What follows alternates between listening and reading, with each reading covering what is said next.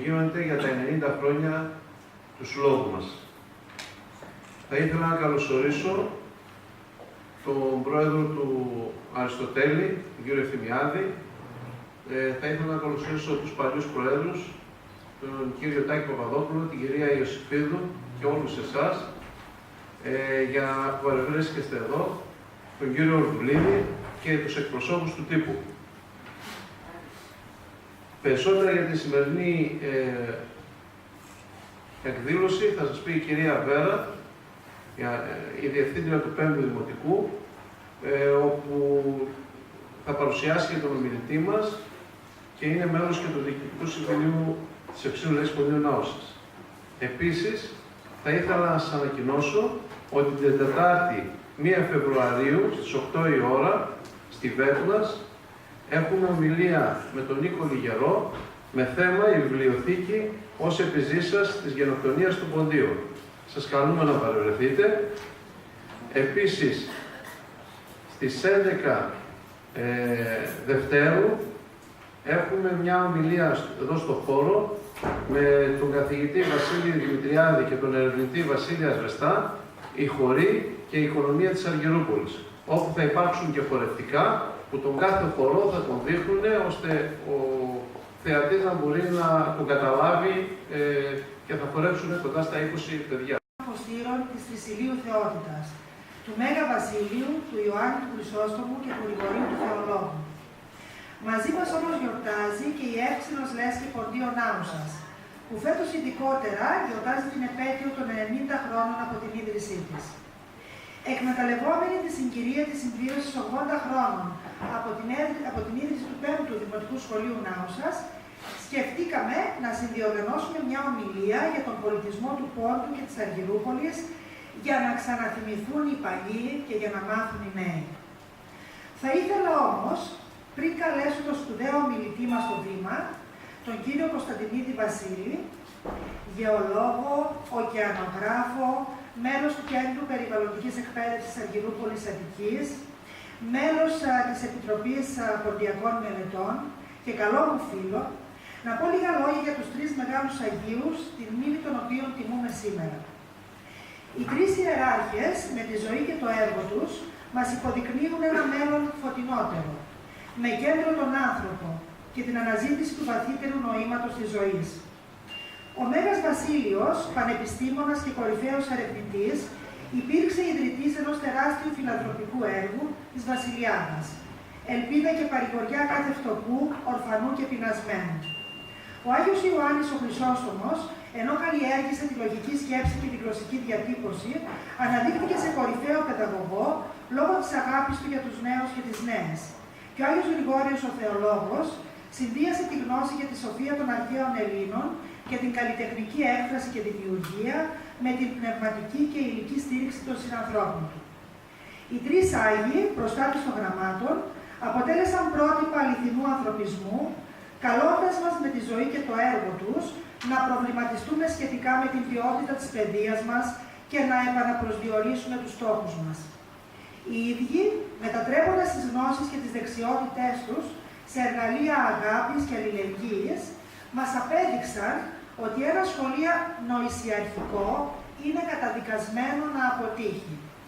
Μια παιδεία που αδιαφορεί για την ανάπτυξη του συναισθήματος και της ολόκληρης προσωπικότητας του παιδιού, οδηγεί σε μια κοινωνία στηριγμένη στην ατομική καταξίωση και προβάλλει τον καταναλωτισμό ως το ύψιστο αγαθό. Μια παιδεία που αδιαφορεί για τα μεγάλα κοινωνικά προβλήματα οδηγεί σε μια κοινωνία όπου κυριαρχεί η κοινωνική αδικία. Οι τρεις ιεράρχες μας αντιπροτείνουν ένα εκπαιδευτικό σύστημα που έχει ως προτεραιότητα τον άνθρωπο, με τα ιδιαίτερα χαρίσματα και χαρακτηριστικά του, αλλά και τις ανάγκες του, κάθε είδους, που δεν βασίζεται μόνο στην τεχνολογία, αλλά και στην ευαισθησία και την ανθρωπιά. Και για λόγους που δεν έβαλα ένα τρίτο τίτλο που θα ήθελα, γιατί πρέπει να το εξηγήσω. Ο πολιτισμός της ψυχής. Παρόλο που έχω κάνει δεκάδες παρουσιάσεις, συνέδρια, πανεπιστήμια, ακόμα και στο εξωτερικό, αυτή τη στιγμή έχω ένα σχετικό τρακ, θα έλεγα, γιατί θα το εξηγήσω αμέσως. Η ζωή, ξέρετε, σε οδηγάει από μόνη της κάπου για να κάνεις το χρέος σου. Έτσι λοιπόν, όλο συμπτωματικά πήγα στο ΠΕΡ Ρούπολης, συνδέθηκα εκεί με τους Αγγλοπολίτες, έχω κάνει διάφορες εκδηλώσεις και εντελώς σε ανύποπτο χρόνο γνώρισα τη Βέρα, την Αβραβίδη, η οποία κάποια στιγμή της έστειλα τον τίτλο που έχω κάνει για τον Πόρτο και μου είπε να κάνουμε μια παρουσίαση. Ο λόγος λοιπόν γιατί είμαι τρομερά συγκινημένος, για μένα είναι προσκυνηματικό ο χαρακτήρας αυτής της εκδήλωσης, είναι γιατί και από τους 4 παππούδες μου είμαι Αργυροπολίτης. Είμαι δηλαδή ένας γνήσιος Χιμσκαναλής. Η γιαγιά μου, του πατέρα μου, η μητέρα είναι από την Κορώνισσα, η κορόξενα της Άρδασας, δηλαδή του Τορούλ, μεγαλωμένη στην Τραπεζούντα. Ο άντρας της, ο παππούς μου, είναι από τη Χάκαξα, ένα χωριό ανάμεσα στην Ήμερα και στη Χάρσερα. Και η γιαγιά μάλλον οι παππούδες της μαμάς μου είναι και οι 2 Χαρσερέτες, είναι δηλαδή από το χωριό Χάρσερα. Το τι σημαίνουν αυτά θα δείτε σε ένα οδηπορικό και θα προσπαθήσω όσο είναι δυνατόν να σας βάλω λίγο στο πνεύμα. Κάνοντας ταυτόχρονα και να μνημόσουμε, γιατί όσο ζούσε ο πατέρας μου, δεν μπόρεσα να τον πάω μια φορά εκεί να δει τα αγγεχώματα αυτά. Ας ξεκινήσουμε λοιπόν την περίληψη πολιτισμός του Πόρτου, πολιτισμός Αγιούπολης. Και γιατί θα πρέπει να είστε εδώ. 1924 γίνεται το μεγαλύτερο πείραμα στην παγκόσμια ιστορία για να μετακινήσει πληθυσμών.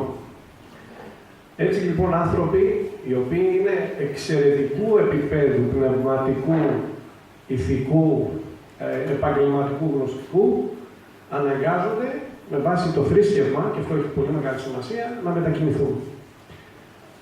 Στιβάζονται σε κάποια καράβια, τα οποία δεν έρχονται απευθείας, έρχονται μέσα από Κωνσταντινούπολη, από Βάρνας, τόσο πολύ που ούτε τα ζώα δεν είχαν την ίδια αντιμετώπιση. Και κάποια στιγμή, προφανώς, από το πολύ μεγάλο πλήθος, υπάρχουν μολυσματικοί νόσοι. Πεθαίνουν κατά δεκάδες. Υπάρχουν μαρτυρίες που οι καπετάνοι δεν δίνουν εντολή να πετάσουν τα πτώματα στη θάλασσα, αλλά θα καίνε στη μηχανή του καραβιού. Αυτοί οι άνθρωποι λοιπόν φτάνουν, κάποια ανθρώπινα κουρέλια, σε μια ακτή που είναι για μένα ένα από τα 2 προσκυνήματα της ποντιακής ύπαρξης στην Ελλάδα. Εκεί που γεννήθηκα, το λιμάνι του Πειραιά και στην Τραπεζόνη. Το άλλο είναι η Καλαμαριά. Και μάλιστα, εάν δούμε, υπάρχει και διαφορά ποιοτική των, αν θέλετε, τοποθεσιών που ήρθαν. Όλοι οι Καρσιλίδες, το Κάρσι είναι μια περιοχή που τότε ήταν στην Ρωσία, πηγαίνουν στην Καλαμαριά. Και δεν είναι τυχαίο το τραγούδι που λένε στο έλος της Καλαμαριάς κοίταται Καρσιλή παιδί. Το οποίο είναι μεταξύ Σαλαμίνας και Περάματος, είναι ο Άγιος Γεώργιος. Νομίζω ότι λίγοι ξέρουν ότι αυτό υπήρξε το πρώτο λιμνοκαθαρτήριο που όλοι οι πρόσφυγες ανεξαρτήτου προέλευσης και θα έλεγα καταγωγής και οικονομικής κατάστασης έπρεπε να περάσουν από αυτό για να τους πούνε ότι είναι εντάξει για να βγουν στην ακτή του Πειραιά. Έτσι, σήμερα βέβαια είναι υπομένα, αλλά υπάρχουν αυτές οι μνήμες. Αλλά για να δούμε πώς βρέθηκαν αυτοί οι πόντοι στο μέρος εκεί. Έχω γράψει ένα άρθρο, υπάρχει σε ένα blog, θα σας πω αργότερα, πόσο η λαϊκή σοφία και η μυθολογία και το παραμύθι δεν είναι ξεκάθαρο, αλλά έχει μια τεράστια συσχέτιση πάντα με την πραγματικότητα.